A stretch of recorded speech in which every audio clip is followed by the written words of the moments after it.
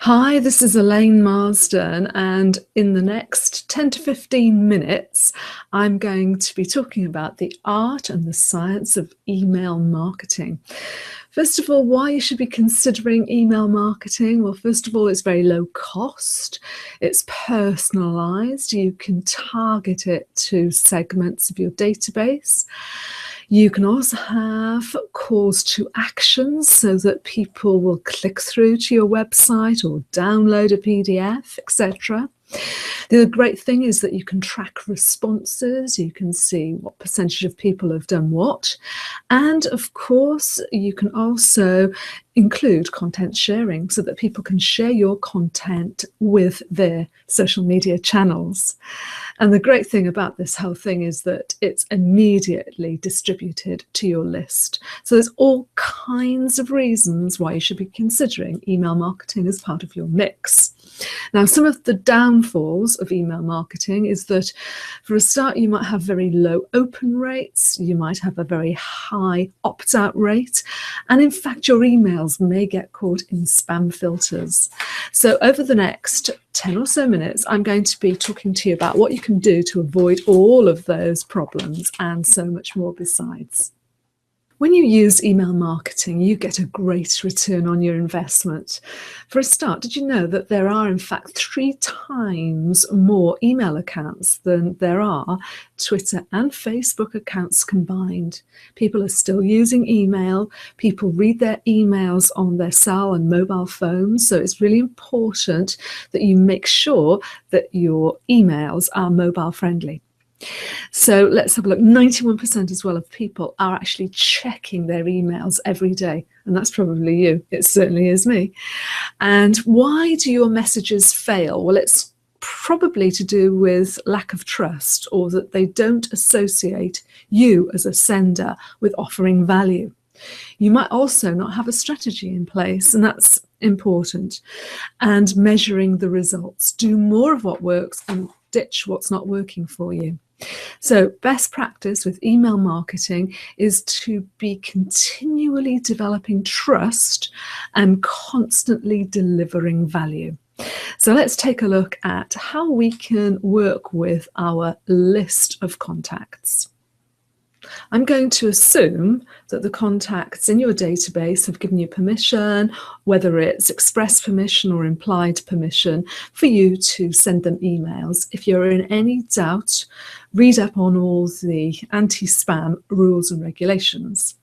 So you've got the list, but what you should do regularly is to run that list through an email system provider that will test to make sure that the names are valid and they're still up to date. And there's all kinds of providers out there that will do just that for you.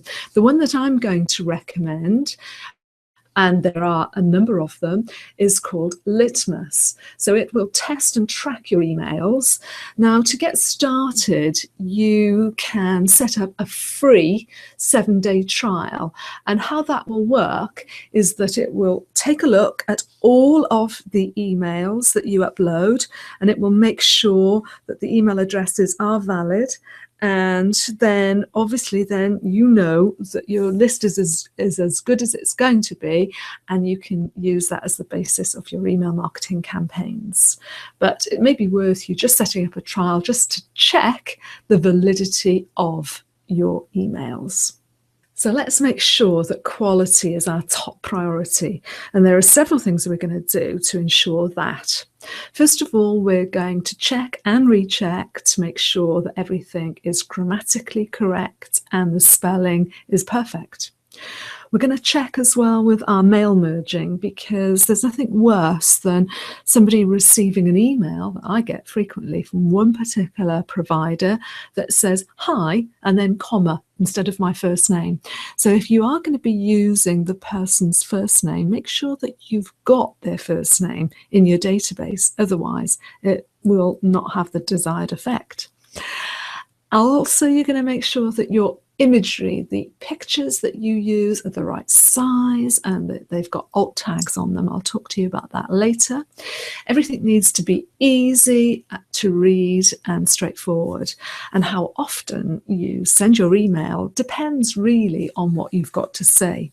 Send information out when you've got something new to communicate to your list, something of value. There isn't a right or wrong. You'll know your own list. Too often and people will opt out. Too infrequently and people will forget about you.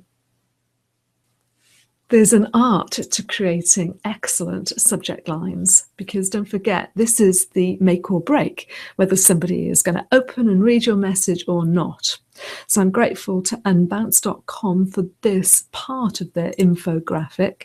And it's saying keep your subject line short and sweet, no more than 50 characters if you can.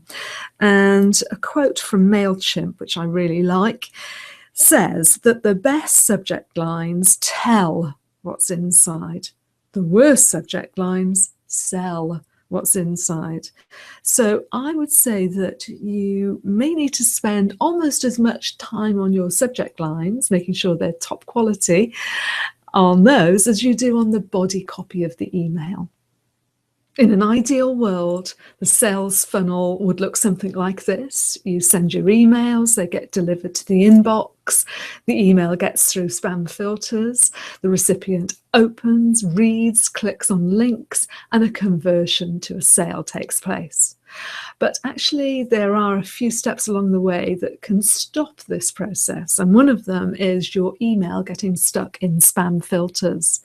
So what I recommend you should do is to check to make sure your emails are not going to get stuck. And you can test the spamminess of your emails by going to this site, mail-tester.com.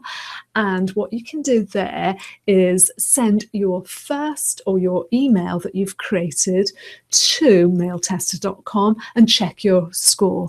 This is a really useful guide and it will suggest some improvements to your email. Before we go and have a look at what makes a good email, I'm just going to show you using heat map tracking software how the eyes look around an email.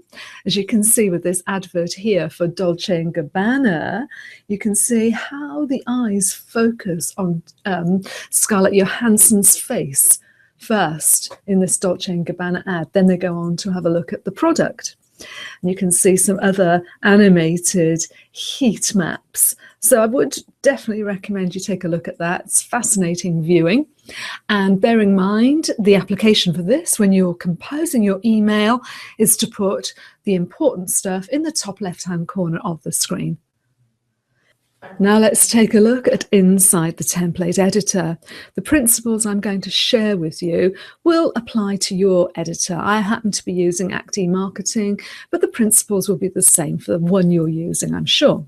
First of all, I've chosen a template editor that is in fact mobile friendly, and I can see what that will look like on various mobile devices like iPods and phones. I can also take a look at what that will look like with the images disabled, because some people don't have their images showing in, for example, say Outlook. So I can see what that will look like. So it's important not just to rely on images. You can send a test email to yourself as well. Now, inside the template editor, you can see a section called a snippet. And this is where you're going to summarize what the email is all about. And that's quite important because some people will scan the snippet in Outlook to see if it's something of value, or particularly when they're reading your email on a mobile, this is the bit that shows up. So I always make sure you put in, a summary of your email there. And when it comes to pictures, make sure you optimize your pictures. So for example, this picture here will actually hyperlink to a website, my website. But if I was to edit the picture, you can see that what I've included is alternate text for the picture. It's very important that that shows up as alternate text to describe what the picture is all about. You can hyperlink as well to a website from there.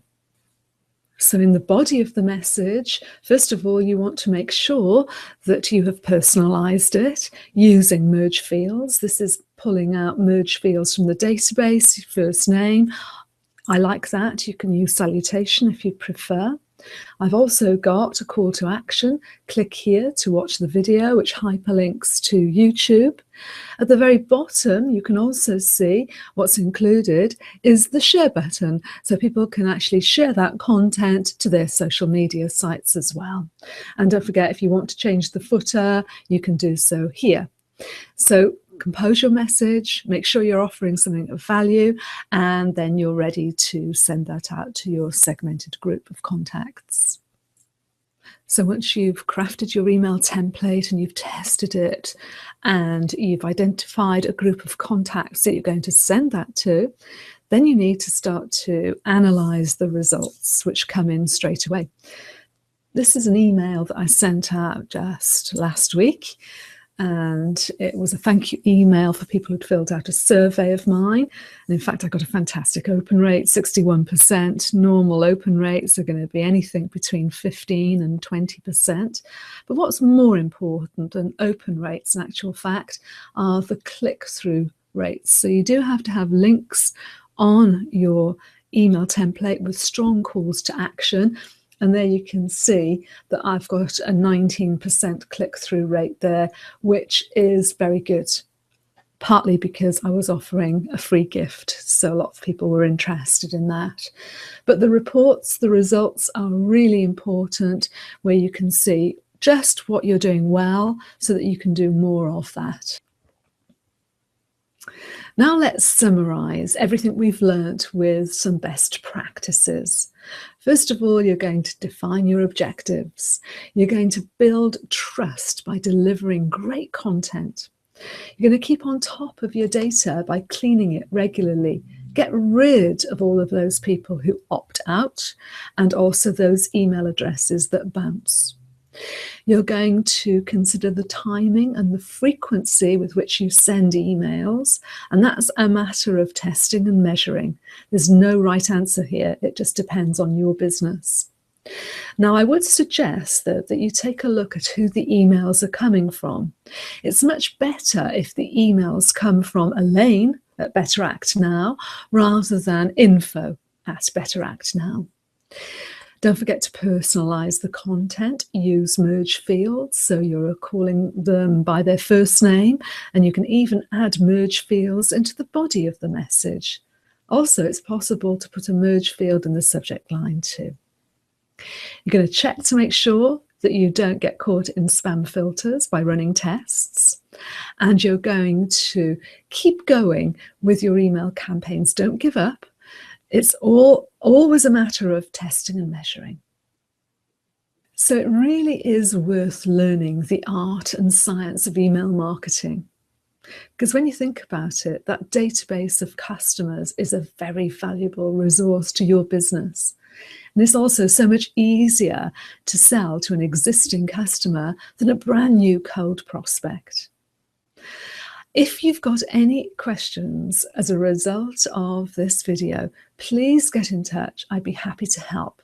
So that's Elene Marsden, and thanks ever so much for listening. Till next time.